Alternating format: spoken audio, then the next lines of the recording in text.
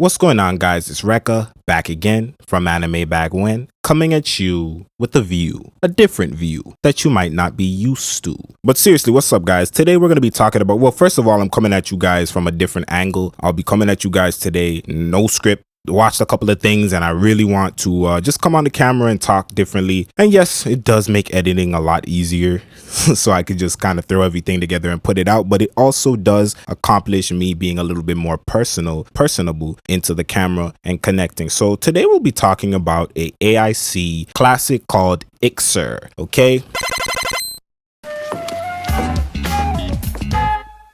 I got 3 things here to talk about, and we're going to get down into it. It's a trilogy OVA series that started from the mid-80s, 1985, and it ran all the way until 95 is when it ended. So sit back, enjoy, and let's talk about Ixar.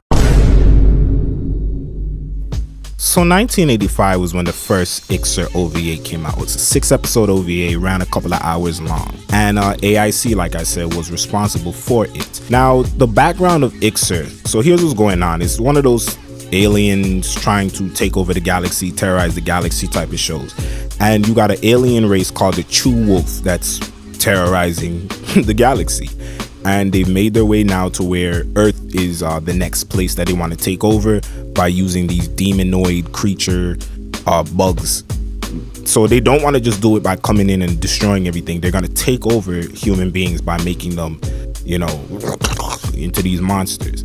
So, of course, per usual, there's always a creation with these evil main lords or main villains. There's always a creation that they make that for some reason it just ends up on the protagonist side. So enter Ixar 1.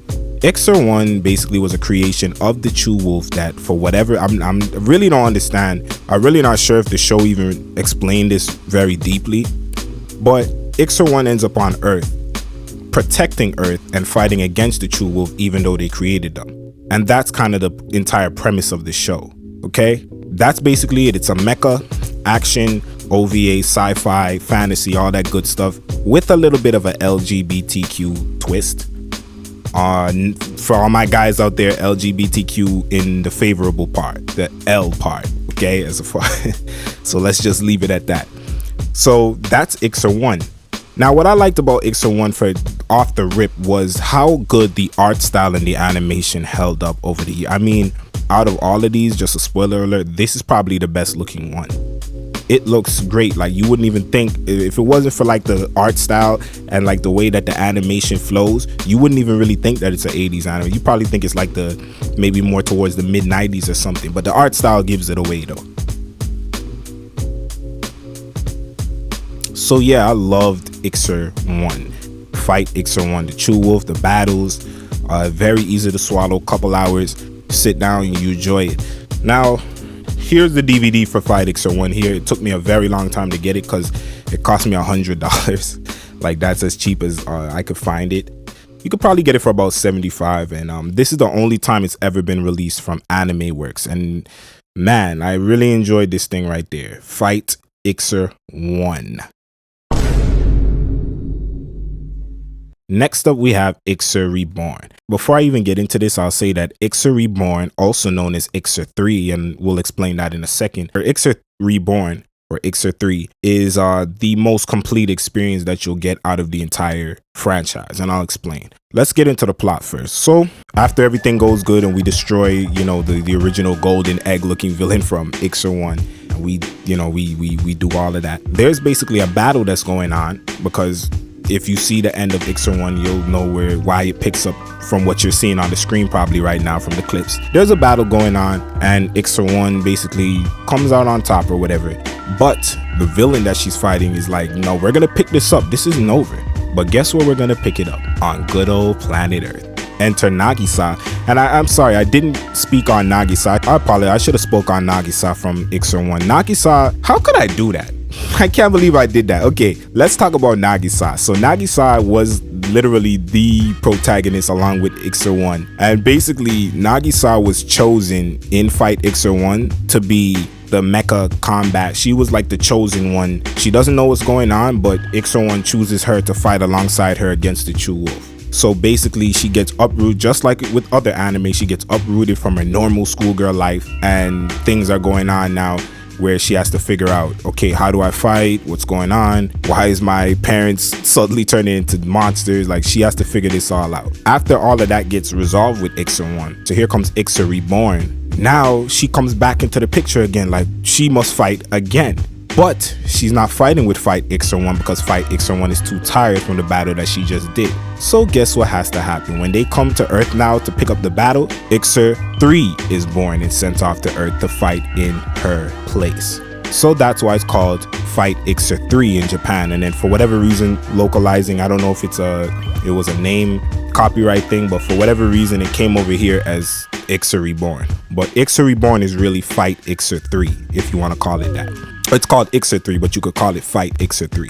The story is basically about this, and this is why I say it's the more of a complete story, because Ixar 1 did have an appeal. Like, it had that, if you don't even want to call it like that, Super Saiyan-esque, even though there was no Super Saiyan at the time, but it kind of has that Super Saiyan style of appeal, just with the design and the yellow hair and the fight. Ixar Reborn is really like a memorable character. It kind of has that, let me look at my collection real quick and pick something. It kind of has that forget it, I'm sure somebody will write in the comments a good example. It has that appeal of like a character, good design, good energy, good unique standing out personality, and that's why I say that it really holds up, because you really get attached to Ixar 3, okay? And basically Ixar 3 just has to fight. There's nothing too deep about this. Ixar 3 basically fights in the place of Ixar 2. Now the crazy thing about this is they won't put they're not going to put all their energy out there until Ixar 2 shows up.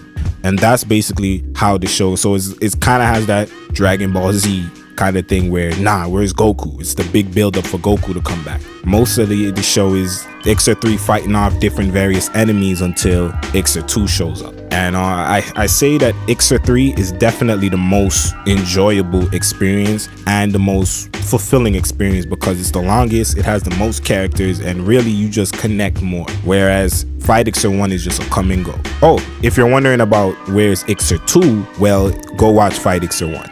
So wrapping it off, we also have the Ixar Reborn DVD. This is Ixar 3, of course. You know, it was never really re-released, and there's 2 versions of this. I think the sad thing about this is, so there is no, the Fight Ixar 1 DVD has a dub. This doesn't have a dub. So I actually watched this in Japanese, which, to be honest with you, the dubs on these are not good. So I would recommend you watch all of this in Japanese anyway. Yeah, I think the UK version is the only one that had a dub. So there is a dub of this on YouTube that you could watch, which is like the UK version. But if you're gonna get the DVD, there is no dub, so you should know that. And there she is right there. That's Ixar 3 right there, you know. And then kind of what I was talking about, how Ixar 2 has to come back and battle. That's why you see them side by side. Oh, and there's Ixar 2 right there. So you won't beat me, Lady Neos!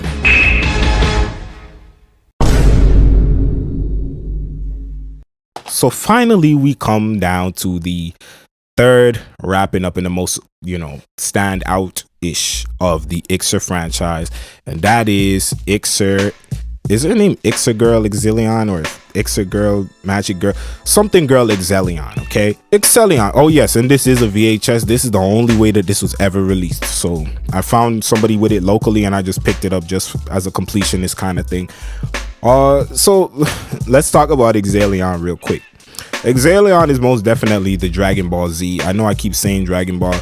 Just rock with it, okay? This is definitely the Dragon Ball Z of the Ixar franchise. And the reason I say that is because, see, Fight Ixar 1 would be like Dragon Ball, where you kind of just getting to know what's going on. It's like, Fight Ixar 1 would be like Emperor Pilaf doing his destruction or whatever the case may be, whereas Ixar 3 would be like Piccolo, the Piccolo arc in Dragon Ball, and it's more, now we have more of a cast of characters. Now Yamcha and Tien are in the picture, Fortune Teller Baba, like you have all these characters in the picture now, right? Exalion is where it's just like ADHD, like there's just literally just about the action. action, just like how Dragon Ball Z was just about the action, really, if you really want to keep it real. I'm not gonna say that that's a bad thing, particularly because it's only an hour long. And basically, the same Nagisa from Fight Ixar 1 was the Nagisa that was in Ixar 3. Ixar 1 and Ixar 2 are connected. Exalion, Nagisa is still the main character, but now we're in an alternate timeline, so it's really not the same Nagisa from the first two. And basically what this one is about, it's the same whole premise about an evil alien race that wants to destroy the world, and then this girl is the chosen girl, but it changes up everything now. So now it's not so much of a mechish kind of thing. Now it's more of an armored suit, a battle suit kind of a thing. And some people think this is the best one, and I wouldn't be mad at that, because now, you know, it's way more aggressive with the action. It's way more, like I said, ADHD. It's 1995 now, and it's not the mid 80s anymore, so now it has that. Whereas, or even the early 90s with Ixar 3 being an early 90s anime, now it's the mid 90s, so it has a lot more to play with, as far as there's a lot more influences to pull from also, because now we're in 1995. Now we're talking about things like Evangelion came out that year. All the fantasy stuff has a lot of that stuff was out, so now the action element of it is very much more profound, and this is dope. I know you guys are seeing some of this stuff on the screen. So Exalion is definitely going to, there's going to be a divide in who likes what. Some people are going to think Exalion is incredible, while the other two are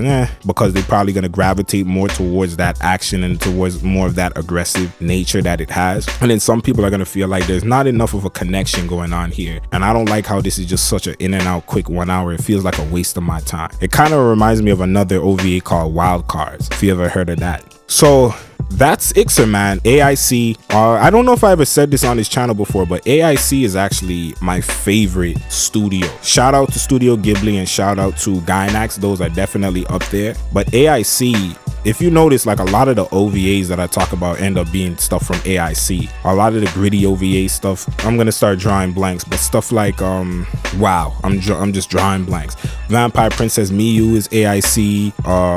Legend of Lemnir is AIC. Whatever, you guys know, we know all the AIC. Tenchi, which I just did a big video for, is AIC. El Hazard, I will, somebody asked me to do El Hazard, I will be doing El Hazard. That's AIC. So AIC did a very, AIC was a good strong powerhouse in the 90s. They did a very good job at just bringing a lot of these just one-off OVA stuff, a lot of fantasy stuff, a lot of action stuff, and yeah, I love AIC. And this, listen, Ixar is a very good series. I do recommend you guys go check it out. If you want to just spend a day and just binge it all, what is that? 2 hours for the first series, 3 hours for the second series, and an hour for Exalion. So we're talking about 6 hours in total. So we're talking about, you wake up one day, maybe you do what you have to do, and then at noon or something like that, you say, I'm gonna spend the afternoon into the evening just banging out the whole Ixar franchise. I'm telling you, it's worth it for you retro fans out there. So that was Ixar. I definitely recommend you guys go check it out. 1985 was the original, 1992 was Reborn, also known as Ixar 3,